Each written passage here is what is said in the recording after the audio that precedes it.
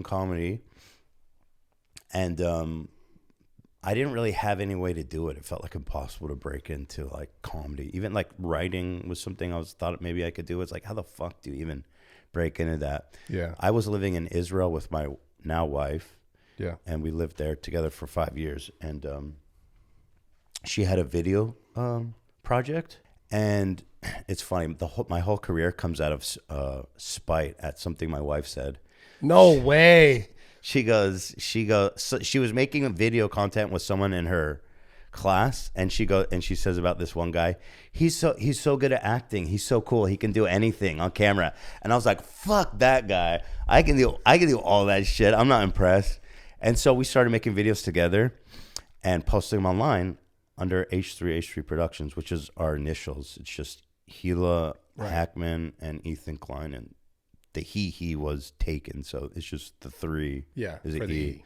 And so we started posting videos online, and I really liked it actually, and we found like a really small audience. You know, I don't think anybody I didn't make a living doing it for like at least 2 years. It was just love of the game. Yeah. And it was really weird, kind of like I Tim and Eric, that kind of stuff. Yeah. Yeah, because those guys were like my comedy idols. And so I was making really weird kind of stuff, just trying to find my voice. Yeah. But we found a little bit of an audience, and I think the channel really blew up when I started doing like reaction videos and stuff like that.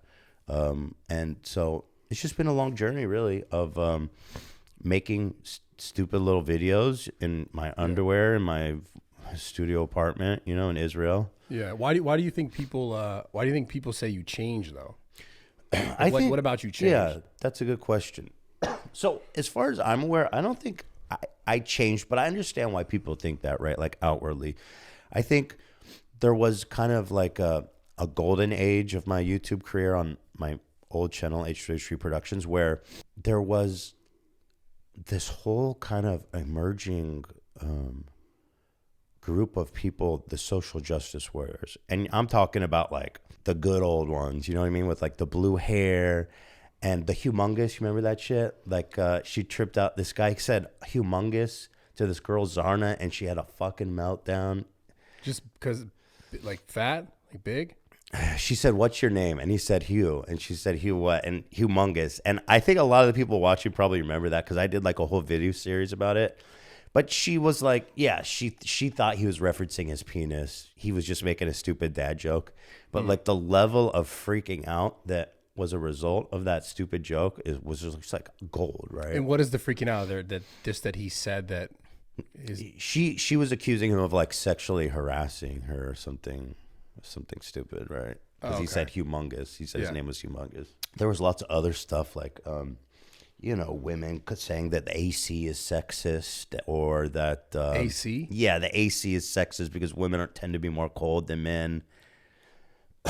Wait, no, there's no way that's a real thing. No, it is. It was a real thing. That's why it was such good comedy fodder for me, right? Yeah. There was shit like man-spreading. BuzzFeed did this whole thing about man-spreading that was super funny to me, because men have shit in their legs. Like women, they sit there like this on the subway, and they go, "What's with men?" They open their fucking legs.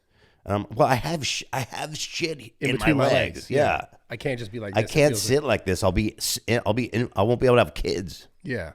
So there's all this shit that's super funny. Yeah. That's like, I guess the category is like anti-social justice warrior. Okay. There was like all the Gamergate shit. And so I actually made a ton of videos about this kind of stuff, right? Yeah. And so I think it attracted a lot of more conservative leaning people who were just kind of, but at the time it was like everybody was in on the party because these people were just so absurd and the content was so funny. I wasn't very open with my politics or anything really, so I think there was a lot of people that came for that kind of content, and they just had this idea of me in their mind of being like more like them than I was. Yeah. Okay. That makes sense. I really don't know how to. And I'm not saying y'all like hate women or something, but I think there was some level of more of a conservatism perspective in the fans than I had, and that was okay. You know what I mean? Because I never talked about my politics and stuff, and I think people tend to see the people they like as more like them, absolutely, than they are, right? Because they didn't know me at all, right? Yeah. So there was a lot of that, and I think people, as I did the podcast and started doing more long form content, yeah, obviously a lot of who you are is going to come out when you're talking for 3 hours nonstop. You know what I mean? There's no editing there. There's no like sugar coating and stuff. Especially the live stuff, which I love, by the way. Oh, thanks. So much fun. Thank you. Yeah, it was great. It was great having you on there. Yeah, I think there's a magic in the live, but also there's no takebacks, which is why I get canceled all the time. I get in trouble and shit.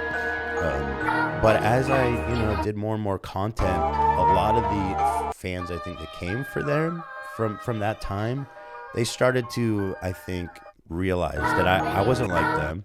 Yeah. And not that there's anything wrong with that, but like I would make videos about like the Catholic Church. I would do like a whole rant about how the Catholic Church. There's this huge story but I say shit like I'm ready to disband the whole Catholic Church. You know what I mean? And people don't like that shit, right? As you can understand. And so there's stuff like that. People get angry, and then there's stuff where I'm criticizing the police, and people don't like that. And so there are certain bits of chipping out the old people who are more conservative viewpoint, and I think at this point they're all gone.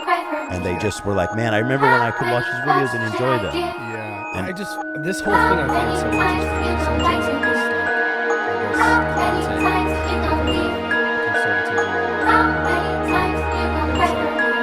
it just seems like there's no, at the end of the day, I don't know, it never goes anywhere that's good. You know what I'm saying? Because it's always kind of just like someone shares an opinion, and because it's opposite or opposing to someone else, it's just like, it's a problem.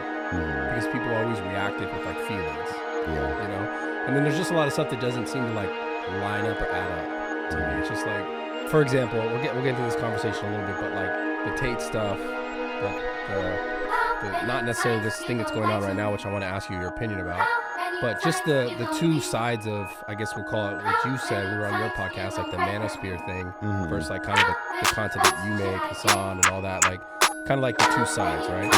And I think to me, the thing that's so interesting about it is both sides do the exact same thing in a different way, right? It's like they rally their audience kind of against the other side in relationship to their content. And I feel like overall, like in time as this kind of stuff progresses, like it doesn't actually make people on the other side fully understand the other side.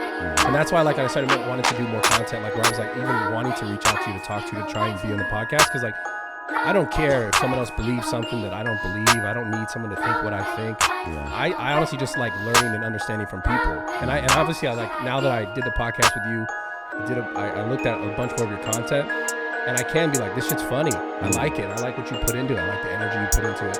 And I just think like I'm trying to find more of that, at least in the kind of content I create, because I just don't see any benefit in the you're wrong, I'm right side.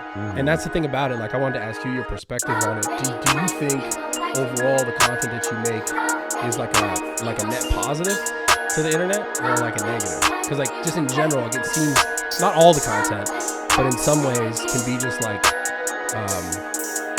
rusy. Like you're just kind of getting people riled up. Rousing. Excuse me. To go back to what you said before I answer that, I agree with you, and I'm making more of an effort to kind of like not have to fight every fight and have to take on everything that somebody says I disagree with. I think that's one of my problems, right? Is that I feel like I can't let shit go, and I have to like talk about every single stupid thing, and I don't think that's a good way to connect with people or to live your life. Do I think what I do is a net positive? I do, actually. Yeah.